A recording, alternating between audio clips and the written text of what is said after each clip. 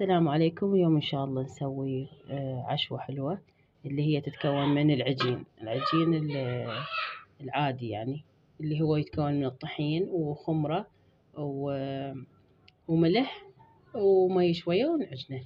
هاي طبعا أنا عاجنتها قبل بوقت واختمرت وحطيتها بالثلاجة شوية صلبة، وحضرت وياها الطماطة وبصل، وعدنا بيض قد ما تردين كيفك حاجة العفو حسب الحاجة. وعندنا شوية دهن أو زيت إذا عندك فرشة بنخليها هسه. وعندنا بهارات وعندنا ملح. هسه أنا أول شي حضرت المواد كلها. هسه راح نبلش أول شي بالعجينة. طبعا هسه أول شي حضرنا الصينية، شو اسمه نخليلها شوية دهن. اليوم ما شاء الله يعني واحد يسحق شوية، أغلط شوية بالحكي. اي بعدين نضيف العجينة. هاي العجينة نضيفها صفحتين حسب العائلة اللي عندك. العجينة تسوينها وحسب هم القالب اللي عندك. إذا عائلتك كبيرة تسوينها بصينية كبيرة. أنا سويتها وسط، يعني مو كلش كبيرة. نضيف هسه دهن شوية.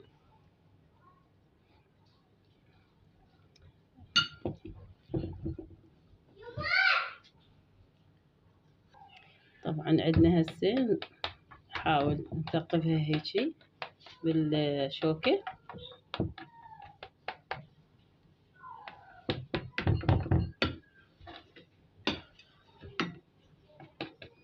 حاول خلي بيها ثقوب.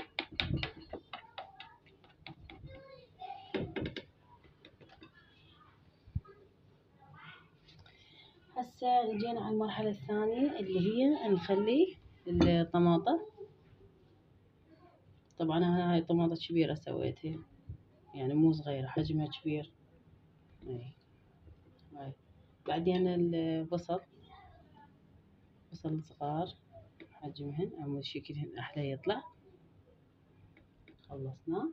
بعدين نضيف راح أخلط البهارات والبيض والملح. طبعا هسه خلطت البيض. ها شوفوا البيض والبهارات والملح نضيفه هنا، نخليه هنا.